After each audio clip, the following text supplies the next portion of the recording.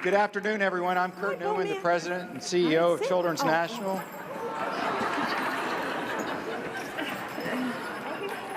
This is exactly what he does at home. He tries to beat Malia and Sasha to my lap. This is one of my favorite things to do during the holidays, is coming to the Children's Hospital to see all of you. And I want to thank my escorts, Jordan and AJ. You guys are awesome. You did a fabulous job escorting me here. I made it. Well done. And of course, we have Santa Claus, who's really the star of the show. And then there's Bo,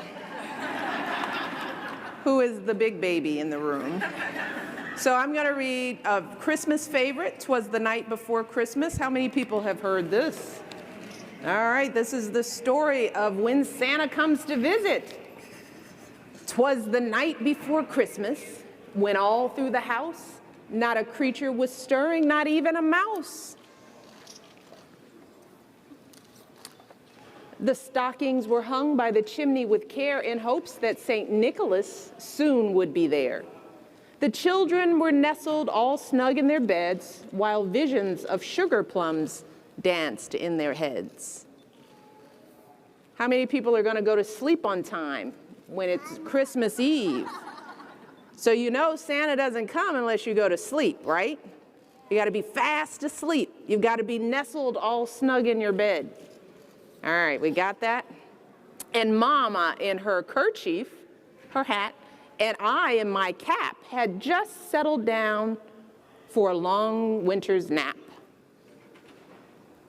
Does everybody know what they want for Christmas? Yeah? You're not going to ask for a lot of stuff, are you? Me too. You're going to ask for a lot of stuff? Just a few things.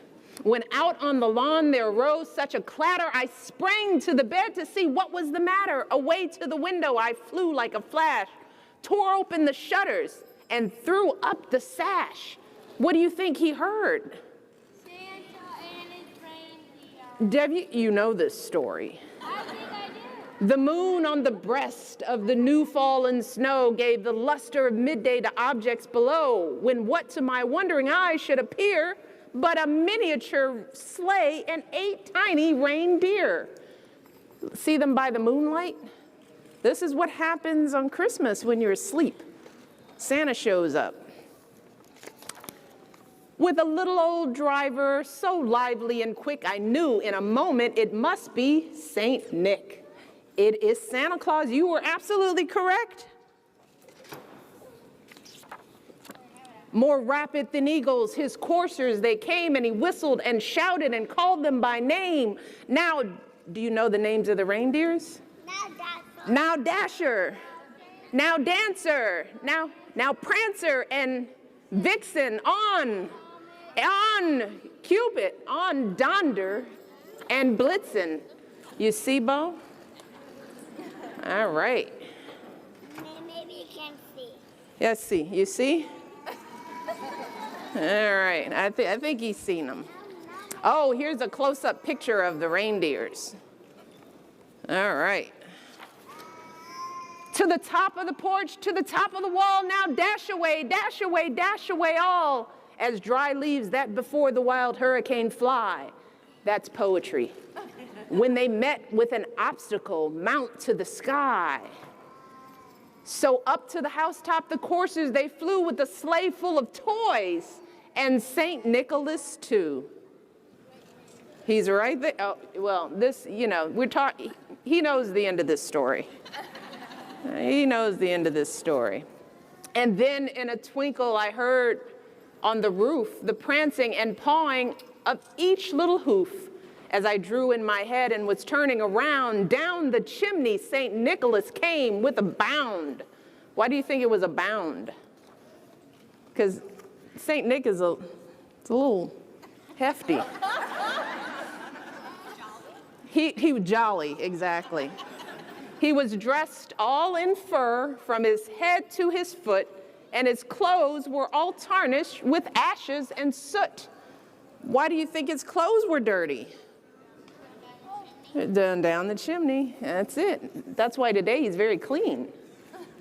A bundle of toys he had flung on his back, and he looked like a peddler just opening his pack.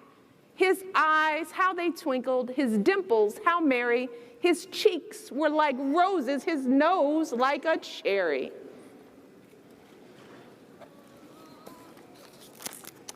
His droll little mouth was drawn up like a bow, and the beard of his chin was as white as the snow. The stump of a pipe he held tight in his teeth, and the smoke it encircled his head like a wreath. He had a broad face and a little round belly that shook when he laughed like a bowl full of jelly. He was chubby and plump, a right jolly old elf, and he laughed when I saw him in spite of myself. A wink of his eye and a twist of his head soon gave me to know I had nothing to dread. 'Cause Santa is friendly. He's bringing toys. He spoke not a word, but went straight to his work and filled all the stockings, then turned with a jerk. And laying his finger aside of his nose and giving a nod up the chimney, he rose. Look at him, going right back up the chimney. How do you think he does it? Magic. It's magic. And climbing. It's a good core. He sprang to his sleigh, to his team gave a whistle, and away they all flew like the down of a thistle. But I heard him exclaim as he drove out of sight, "Merry Christmas to all, and to all a good night."